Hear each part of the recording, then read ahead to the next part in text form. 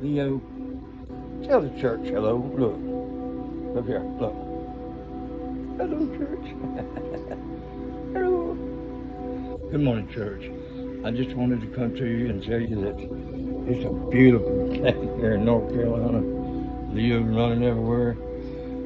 I'm starting to do something, you know. I've been, hold on a second. You better get in. I've been trying to figure out a way to help some people, you know, financially, as far as getting them some water for, some things, much needed supplies. I can't afford. I don't have resources. So I started looking around, and I've got a lot of stuff accumulated over the years. Some things, a lot of it still have tags on it. So I'm going to direct you.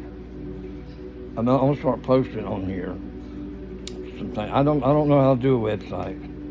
I'm just not smart like that. I mean, all I do is I share my experiences. I share my story, and I'm directing people, to the website.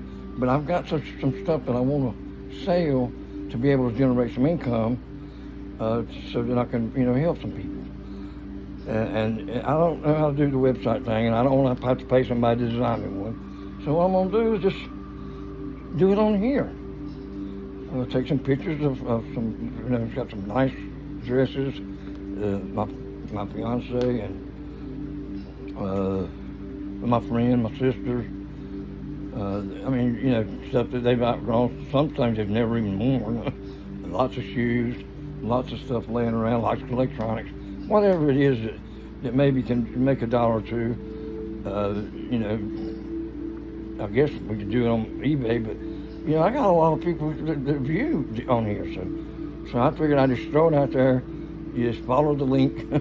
If you follow the link here, you'll start seeing it pop up in some of these things. And if you're interested, hey, make an offer. Like I said, it's not for profit for me. I want to be able to help people, and I don't want to ask anybody for anything. So, that's look, it's starting to accumulate already, and that's just the tip of the iceberg. So, it just come to me when I was meditating. Said, why not generate some? Nothing was created to be stored in a box. Everything you see, look around you, everything around you was made for a purpose. It don't matter what it is. This chair was made for a purpose. What good is this chair if it's sitting in a room, a storage unit somewhere, and it's not fulfilling its purpose? So what I've decided to do is to, if it's worth having, maybe instead of donating it straight outright, which we do that a lot, but if we can generate a little income so that we can, some people just don't need dresses and shoes and clothes, but it gives them a way to donate, and it gives us a way to donate and generate some income, because I live on fixed income. I mean, I get one check a month, and it's, after the bills and things like that, there's just not a lot left. And I get people needing, I hear needs, from around the world. And I'm really, really wise when it comes to being able to, I go by what I'm feel led to do. So, and I think if everybody would start doing this kind of thing, the world would be a better place. Because how many of you sitting at home right now can't move for junk? I mean, we're all hoarders, especially in this country. This is the United States of America. And if we see it, we buy it. And 99% of the time we use it a couple times, and then we throw it in a drawer somewhere, and it accumulates. Next thing you know, you can't turn around for things. So in my new way of thinking, since I've been awakened, or since I've gone through the awakening process, I mean, well, let's knock out two birds with one stone. It'll generate some income to be able to, and get rid of some clutter, and be able to help others. That's what I want to do. Maybe get me some teeth. My teeth hurt. I fell down yesterday. Look, well, it looked bad. I mean, my sister and my friend was yelling, "Call 911." I hope they wasn't nobody here when it happened. I fell over something. I gashed my leg real bad. And when they got here, it looked like. If you've ever been a hunter, you've been around a deer that's been, you're trying to clean a deer or whatever. There's a lot of blood, and it looked like something had been slaughtered in the kitchen. But it was on the back of my leg where I could barely reach, and I had to put the pressure on it, and I knew it was to the bone. It's pretty bad. But they kept trying to get me to call 911 or go to the emergency room, and I said no. I'm not that person anymore. I'm not going to panic. They bandaged it up, cleaned it up the best they could without throwing up. And I said, it'll be by tomorrow. My friend said, you won't even be able to walk tomorrow. It'll be swollen. No, don't speak that on me. I'll show you. And today I woke up, and the only thing I could tell about it different than my other leg, it's got a bandage on it. I hadn't taken it off yet, but I assure you, I can walk. It ain't swollen. It's healed. And I meditated, up until the wee hours of the morning, and I prayed. I've learned a technique. That's the reason all this stuff has come off of me. It works. It took a long time for me to get it. It took a lot of practicing, a lot of times where I thought, this ain't doing anything. But I didn't have anything but time anyway. I've been through so many hospitals, and in the hospitals you have nothing but time. And so I started meditating, I started praying, I started really tapping into the source of all living things. And these ideas come to me. I share them with you.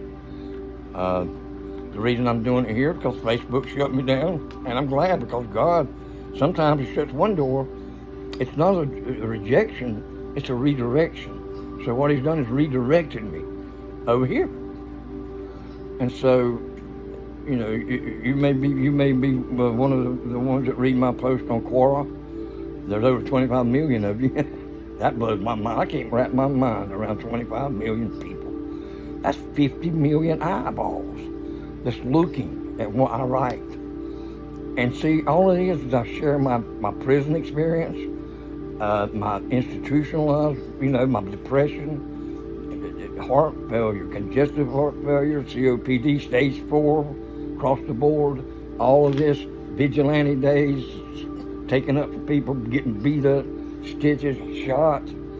You can see this here ain't like this. This one got cut off and then shot one time. I've been through a lot, but now I realize God said all things work together for good to them that love Him, that are called according to His purpose. That means even bad things work together for good.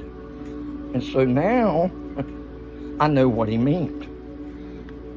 It used to be just a quote out of the Bible that I used.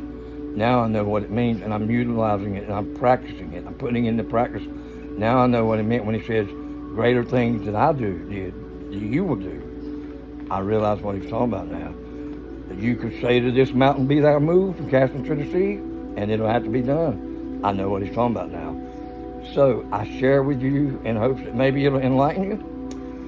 You can call it being born again, you can call it waking up, you can call it enlightenment, whatever you call it, it's all the same. It's becoming aware of the truth. And all I want to do is bring truth. I don't have fancy equipment. I don't have a microphone. Everything I've done for the last few years has just been picking up this phone when I got an idea or a word. And it's scattered to start with, and you'll see me traveling down the road doing this and screaming at people at times, but I had to get my bearings. The Spirit woke up in me.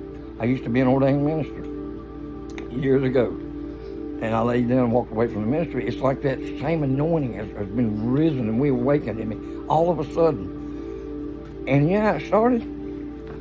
I woke up one morning just before I was planning on getting married, and I woke up one day. I think it started off with floaters in my left eye, and then I woke up one day in I think it was late March, I couldn't see anything out of it. And I panicked like anybody probably would do.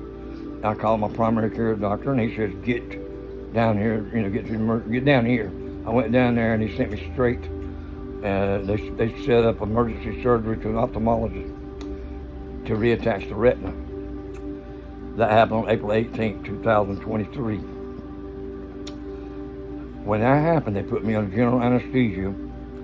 Me being COPD stage 4, it was probably a no-no, but whatever happened during that surgery in that operating room triggered something in me. I knew something was different. I don't know if I had a near-death experience. I don't know what happened. I just know that I was different. And then I woke up one morning during my recovery. The doctors made it specifically clear to me that I needed to keep my head face down position 50 minutes an hour. That's a lot of, and I'm so hyper, it was next to impossible. But then I was dreaming one night, and I woke up from that dream, and it was like, I thought I was Jesus Christ reincarnated. And I said so. And you know how that come across. My sister was trying to cast the devil out of me, throwing holy oil on me, throwing water on me. Oh, Lord God, help him. And I understand how it come across.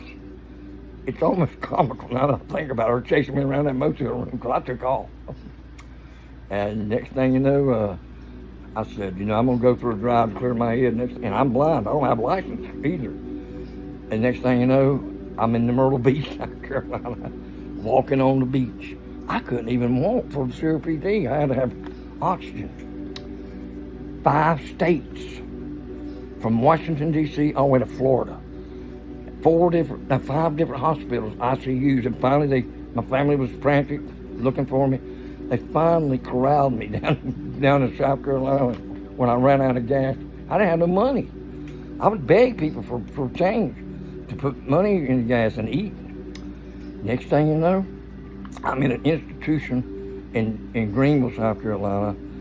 It was called Marshall Pickens, and it's really an institution for the mentally ill. For 2-3 weeks I was there, but the whole time I'm happy. I'm preaching, and then I've got people coming to me for advice and asking me if I'm a motivational speaker or whatever. I said, no, I'm just a patient just like you, and I was. But I had become awakened. I'm still blind in my left eye. I finally got my bearings, and I finally realized what Jesus was trying to tell me, what the Creator was trying to get across to me. And what happened was, everybody was watching me because I was doing it all online, Facebook. I'd record it and post it. And even the police, I recorded in ambulances. I recorded in jail when they picked me up from jail because I spent 2 weeks in jail. It's just being tortured. It was horrible. But I said that to say this. Now, I had lost my house, lost everything. I've been in the hospital this year. I got out in in early June, less than 2 months. I couldn't walk. I had to go into rehab to try to learn to walk again, but my legs just wouldn't work anymore. I was in a wheelchair. I couldn't breathe. My heart was going crazy. They had me on so many medicines. Today, it's July the 11th or 12th or something. It's Saturday. No, it's Friday. It's 11th. And I'm drug-free, prescription drug-free, no oxygen. My home's back. My friend, who I love dearly, she's back for now. But, either way, I've accepted life. Whatever happens, happens. My flowers are blooming. My bearded dragons that's sunshine. It's a Leo. Dottie's running around here somewhere. I have a nollies. We have a couple more bearded dragons. Hey, Sunshine. Sunshine won't out her cage. Anyway, I know you probably can't see her that far, but I'm going to share all this with you. But I want you to take a look at some of the things. I'm going to take a picture of just dresses. They still got the tags on them. Most of the stuff. But if you see something you like, just We'll deal you up right. A couple of dollars here, a couple of dollars there, and that way we get rid of some of our clutter. I'm happy. Church, it wasn't long ago I was suicidal. I've been in more institutions. I've been to prison. So I've seen life from so many perspectives, from the pulpit to the homeless shelters, to prison, to institution. I'm a chemist by trade. I cook methamphetamine for some very, very bad people, mind you, and couldn't get out. It's a long story. My life is a long, long story. And I'm finally, after I'm 64 years old, I'm finally living it. I mean, I finally got it. The misery and the pain was where I learned how to be free. I had to be locked up here to find freedom here. And whenever I found freedom in my heart, I've been able, one of my pets is doing something mischievous. I can shut down now the conscious part of my brain through meditation practices, through breathing. I couldn't even draw a deep breath. So meditation was impossible. And now I can walk. A week ago, I couldn't walk to the bathroom. A week ago, without gasping oxygen. I'm telling you, this gash on my leg to the bone, I hadn't taken the bandage off, but I can't even feel it. There's no swelling. It works. I'm telling you, I'm not crazy. It works. I'm gonna post this. I love you guys.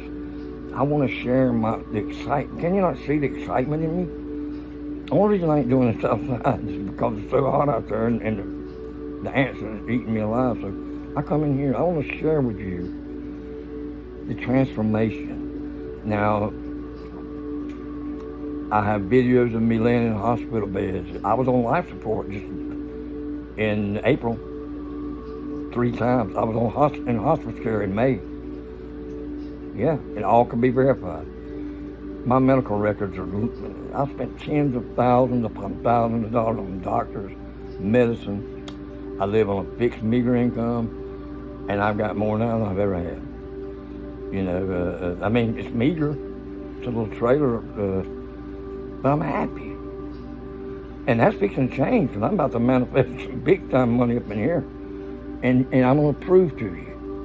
I'm not educated. I've got a little technical college, I got through the chemical plant when I worked, and I got the basics down.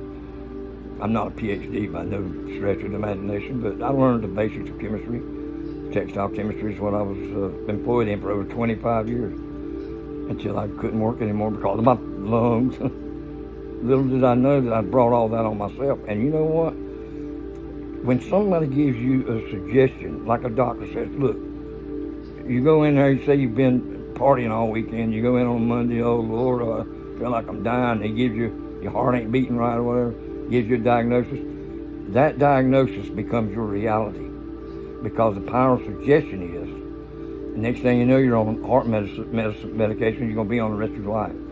I've learned that if I made myself sick, most of it was self-inflicted, then I can make myself better. And that's exactly what I'm doing through the knowledge of Jesus Christ and some of the other masters who've learned and taught that the hell that we've been so taught to be afraid of,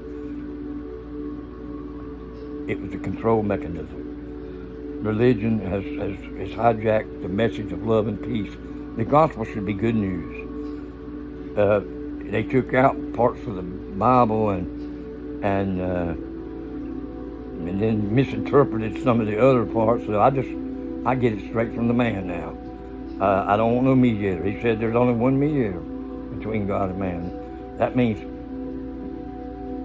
the man Jesus Christ, but we know he's God, so that means you got a direct access. I love you guys, and I'm gonna leave it at that. But I don't know how else to do it. I'm just going to take some pictures and put it on my YouTube page of some things. If you want to buy them, buy them. If you don't, don't. But until I figure out another way to do it, this is the preacher man, Terry Wayne Holden, telling you that, you know what? If I can do it, as slow as I am here, as limited as I am intelligent-wise, I've got 25 million people that think that what I write is worthy enough to be read, and that humbles me. God bless you, church, and I love you. And I'm going to get off here and start taking some pictures. God bless you.